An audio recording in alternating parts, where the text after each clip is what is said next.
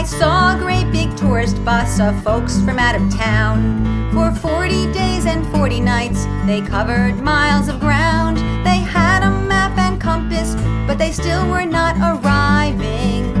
Oh, they couldn't get to Pleasantville, so they kept on driving. Hi, I'm Jeanne Shaw, and I'm a member of the Leadership Council of the Indian Point Safe Energy Coalition. And we're here to give you an update on the Indian Point Convergence at Stony Point. I'll start with my husband, Gary. Hi, I'm Gary Shaw. I'm also a member of the Indian Point Safe Energy Coalition Leadership Council, and we had our first convergence of the year at the Stony Point Center this past Sunday, January 18th. A number of us get together every month, and the lead issue that we discussed on Sunday was that we had heard there was a deal that had been made between Entergy, the owner of Indian Point, and New York State to shut down the two operating reactors at Indian Point. Indian Point 2's reactor will shut down in 2020. Indian Point 3's reactor will shut down in 2021. We didn't have a lot of detail back then. We've gotten a bit more now. And one of the important parts, and among the important parts of what the deal included, were that New York State would drop lawsuits against Entergy, and that there would be more oversight of the plant, and there would be expedited moving of the high-level radioactive wastes from the overcrowded spent fuel pools at Indian Point into dry cask storage that will make it safer to store these nuclear wastes, some of which will be damaging to human health for tens or hundreds of thousands of years. So the movement of the nuclear fuel is quite important. Another one of the conversations we had at the beginning was about something called an Article 78. Article 78 is part of, you may know that New York's governor and the Public Service Commission have come up with something called the Clean Energy Standard. They are defining nuclear as a clean and emissions-free energy source. That's nonsense.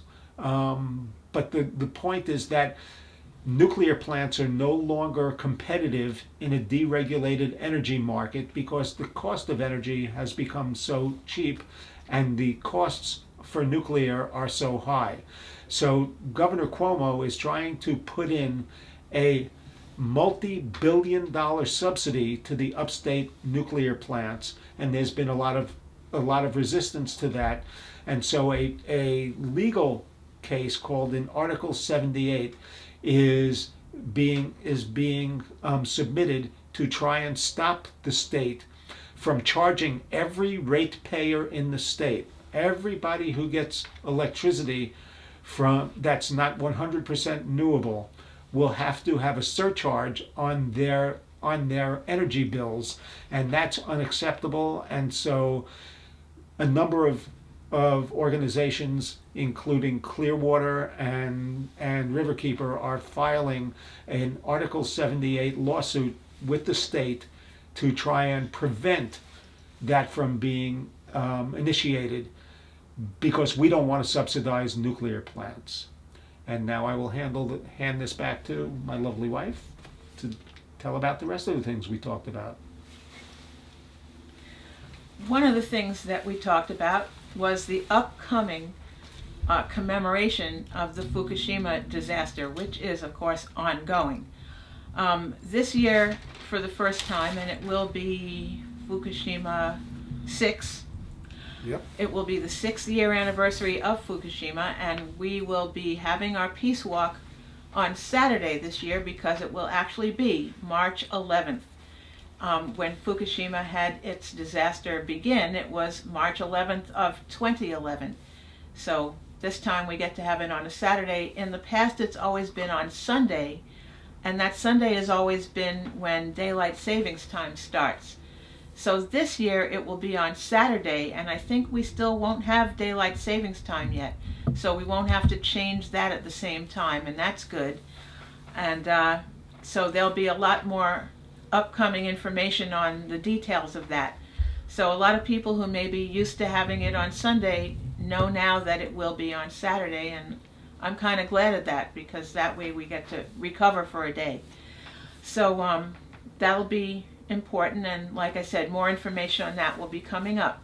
The other thing that we are trying to do is maintain our contact and solidarity with those who have been fighting so tirelessly to stop the gas pipeline that's now been built under Indian Point. And the trouble with all these pipelines that they're building here and everywhere is that they fail. They have leaks and they have explosions, whether it's gas or oil, and in our case it's gas. So we have had discussions at our Convergence about the solidarity that we need to maintain with the gas pipeline people, and also with the oil pipeline fighters who are out west and down south trying to protect water from oil pipelines. It's all the same. It's all one, and we are prepared to fight them all. So we had quite a few comments about that during the Convergence this week, and that's good. So you want to come and talk about that at some point, that's a good thing too. I don't think, oh, wait, there's more. The governor had his State of the State this week, right after we had the Convergence, but today being Thursday, this is an update still, and it was at Purchase College, so some of us went there and demonstrated to try and show that we do not want to have relicensing, and we don't want to have a nuclear tax where we all have to pay to keep nuclear plants open, which Gary already made reference to. And we don't want anyone to be living in a sacrifice zone. We have to stop having all these things, and we certainly don't want gas at Indian Point, which is about the worst place it could be, given that we do have earthquake faults and nuclear waste. So, adding the explosive gas pipeline can only be bad. So we're just trying to make sure that the Indian Point Safe Energy Coalition stands up for Indian Point safe energy as a reality.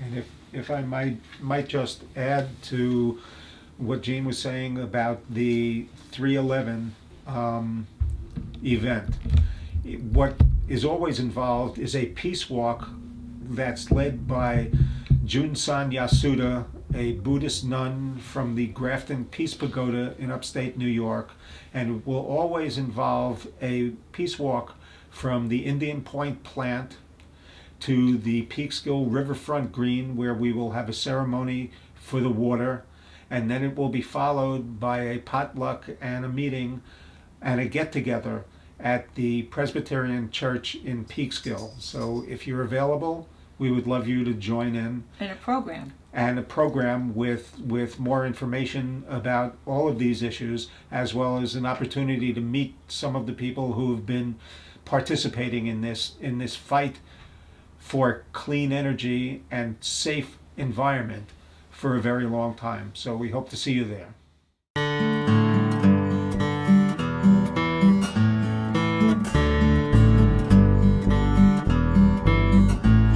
I saw a great big tourist bus of folks from out of town. For 40 days and 40 nights, they covered miles of ground. They had a map and compass, but they still were not arriving.